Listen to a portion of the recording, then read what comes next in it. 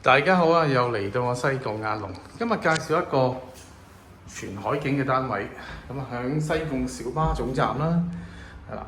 咁啊，喺嗰個綠 van 啊總會啦、交通總會啊、巴士啊、小巴啊、的士啊，咁啊嗰度有兩座大廈嘅。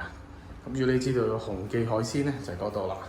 樓上係啦，咁有個叫兆日樓、兆日大樓啊。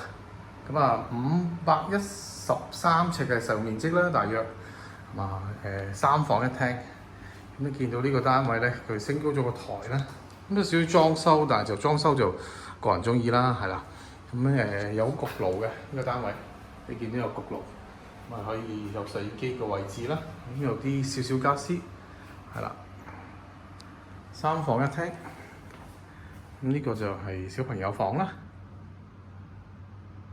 咁頭房嗰兩間就望晒海景啦，呢個就主人套房，主人套房嚟嘅，即係適宜水爐。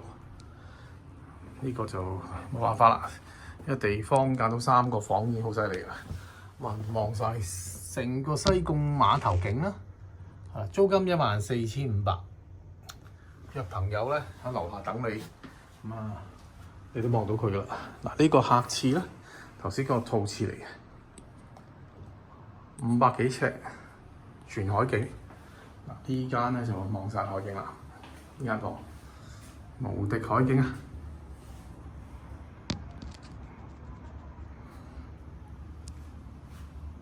飽覽呢個無敵海景，14,500有交易。有興趣嘅朋友聯絡本人啦。多謝收看呢個頻道，多謝欣賞，係啦。咁啊，頻道裏邊有我個電話啦、WhatsApp 啦，係啦，網站啦，咁可以聯絡小弟。多謝你哋。